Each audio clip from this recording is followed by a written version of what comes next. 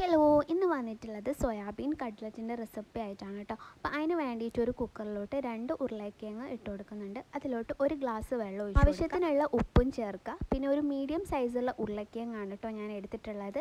ഇനി നമുക്ക് കുക്കർ അടച്ച് വെച്ചിട്ട് ഒരു 3-4 വിസിലാവുന്നത് വരെ വേവിച്ചെടുക്കുക കേട്ടോ. ഇനി ഒരു 1/4 കപ്പ് സോയാബീൻ എടുത്തിട്ടുണ്ട്. അതിലോട്ട് നമ്മൾ നല്ല തിളച്ച വെള്ളം ഒഴിച്ച് കൊടുക്കുക കേട്ടോ. ഇതൊന്ന് സോഫ്റ്റ് ആവാൻ വേണ്ടിയിട്ടാണ്. അപ്പോൾ നമ്മൾ വെള്ളം ഒഴിച്ച് കൊടുത്തിട്ട് ഒരു 5-10 മിനിറ്റ് നമ്മൾ വെയിറ്റ് ചെയ്യുക. അതിന് ശേഷം നമുക്ക് അതിൽ നിന്നുള്ള വെള്ളമൊക്കെ സ്ക്യൂസ് ചെയ്തെടുക്കുക കേട്ടോ. എപ്പോഴും അബദ്ധങ്ങൾ പറ്റുന്നതാണ്. അതേപോലെ കുക്കറിൽ ഞാൻ ഉരുളക്കിഴങ്ങ് വേവിക്കാൻ വെച്ചപ്പം വിസിലിടാൻ മറന്നിട്ടുണ്ടായിരുന്നു. പിന്നെയാണ് വിസിലൊക്കെ ഇട്ട് ശരിയാക്കി. ഇനി ഈ സോയാബീനിലുള്ള വെള്ളമൊക്കെ നന്നായിട്ട് പ്രസ് ചെയ്തിട്ട് സ്ക്യൂസ് ചെയ്തെടുക്കണം കേട്ടോ. നന്നായിട്ട് പ്രസ് ചെയ്യണേ, മുഴുവൻ വെള്ളവും നമ്മൾ പോക്കണം കേട്ടോ. എന്നിട്ട് നമ്മളൊരു മിക്സീൻ്റെ ജാറിലോട്ട് ഇട്ട് കൊടുക്കുക. എന്നിട്ട് ഇതിലോട്ട് കുറച്ച് പൊടികളും മല്ലിച്ചപ്പൊക്കെ നമുക്ക് ചേർക്കാം. അപ്പോൾ ഞാൻ കുറച്ച് മല്ലിച്ചപ്പ് ആദ്യം ചേർക്കുന്നുണ്ട്. പിന്നെ ഇതിലോട്ട് 1/2 ടീസ്പൂൺ വീതം കുരുമുളക് പൊടി, മുളക് പൊടി, പിന്നെ ആവശ്യത്തിനുള്ള ഉപ്പും 1/4 ടീസ്പൂൺ ഗരം മസാലൻ്റെ പൊടിയും ചേർത്ത് മിക്സിയിൽ നന്നായിട്ട് അരച്ചെടുക്കുക കേട്ടോ. അപ്പോൾ അതാ ഇവിടെ മിക്സിയിൽ നന്നായിട്ട് അരച്ചെടുത്തിട്ടുണ്ട്. ഇപ്പോൾ നമ്മൾ ഉരുളക്കിഴങ്ങൊക്കെ വെന്ത് വന്നിട്ടുണ്ട്. ഇനി ഇത് ഒരു ഫോർക്ക് ഉപയോഗിച്ചിട്ട് നന്നായിട്ട് ഉടച്ചെടുക്കുക. സാധാരണ ചിക്കൻ കട്ട്ലറ്റൊക്കെ ഉണ്ടാക്കുമ്പോൾ ചിക്കൻ മസാലയ്ക്ക് പകരം നമ്മൾ സോയാബീൻ യൂസ് ചെയ്യുന്നതേ ഉള്ളൂ കേട്ടോ. വേറെ വ്യത്യാസമൊന്നുമില്ല. അപ്പോൾ ഉരുളക്കിഴങ്ങൊക്കെ ഇവിടെ നന്നായിട്ട് മാഷ് ചെയ്തെടുത്തിട്ടുണ്ട്. ഇനി നമുക്കിതിലോട്ട് നേരത്തെ നമ്മൾ പൊടിച്ച് വെച്ചിട്ടുള്ള സോയാബീൻ്റെ മിക്സ് ചേർക്കാം കേട്ടോ.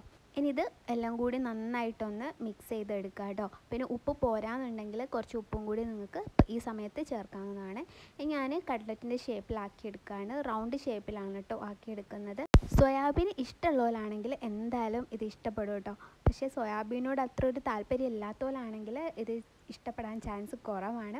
അപ്പോൾ എന്തായാലും ഒന്ന് ട്രൈ ചെയ്ത് നോക്കാം കേട്ടോ. ട്രൈ ചെയ്ത് നോക്കിയാൽ നമുക്കറിയാമല്ലോ ഇഷ്ടമാവും ഇഷ്ടമല്ലേ എന്നൊക്കെ ഉള്ളത്.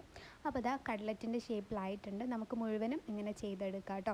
അപ്പോൾ കട്ട്ലറ്റൊക്കെ ഇവിടെ സെറ്റാക്കി വെച്ചിട്ടുണ്ട് കേട്ടോ. ഇനി നമുക്ക് എഗ് മിക്സിൽ മുക്കിയിട്ട് പിന്നെ ബ്രെഡ് ക്രംസിൽ കോട്ട് ചെയ്തിട്ട് ഫ്രൈ ചെയ്തെടുക്കാം. അപ്പോൾ ആദ്യം എഗ് മിക്സിൽ ഒന്ന് ജസ്റ്റ് ഒന്ന് മുക്കുക, എന്നിട്ട് ബ്രെഡ് ക്രംസിൽ കോട്ട് ചെയ്യാം കേട്ടോ. എഗ് മിക്സിൽ ഞാനൊരു അല്പം ഉപ്പ് ചേർത്ത് കൊടുത്തിട്ടുണ്ട് കേട്ടോ. വേണമെങ്കിൽ കുറച്ച് കുരുമുളകിൻ്റെ പൊടിയും ചേർക്കുന്നത് നല്ലതാണ്.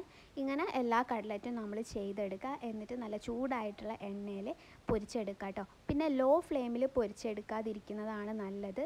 ഹൈ ഫ്ലെയിമിൽ പൊരിച്ചെടുക്കുന്നതാണ് നല്ലത്. ഈ ബ്രെഡ് ക്രംസിൽ നന്നായിട്ട് എണ്ണ കുടിക്കുന്നത് പോലെ എനിക്ക് തോന്നാറുണ്ട്. അതുകൊണ്ട് ഞാൻ ഹൈ ഫ്ലെയിമിലാണ് പൊരിച്ചെടുക്കുന്നത്. പെട്ടെന്ന് തന്നെ മറിച്ചിടണം, അല്ലെങ്കിൽ കരിഞ്ഞു പോകാനൊക്കെ ചാൻസ് ഉണ്ട് കേട്ടോ. ഈ റെസിപ്പി ഒന്ന് ട്രൈ ചെയ്ത് നോക്കിയിട്ട് ഇഷ്ടമായിട്ടുണ്ടെങ്കിൽ നിങ്ങളെ ഫ്രണ്ട്സിനും ഫാമിലിക്കും ഒന്ന് ഷെയർ ചെയ്ത് കൊടുക്കുക.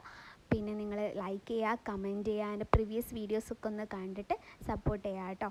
അപ്പം നിങ്ങൾക്ക് ഇഷ്ടമാണെന്ന് കരുതുന്നു. ഇനി വീഡിയോസൊക്കെ കാണാൻ വേണ്ടിയിട്ട് ചാനൽ ഒന്ന് സബ്സ്ക്രൈബ് ചെയ്യുക കേട്ടോ. അപ്പോൾ എല്ലാവർക്കും താങ്ക് യു സോ മച്ച്.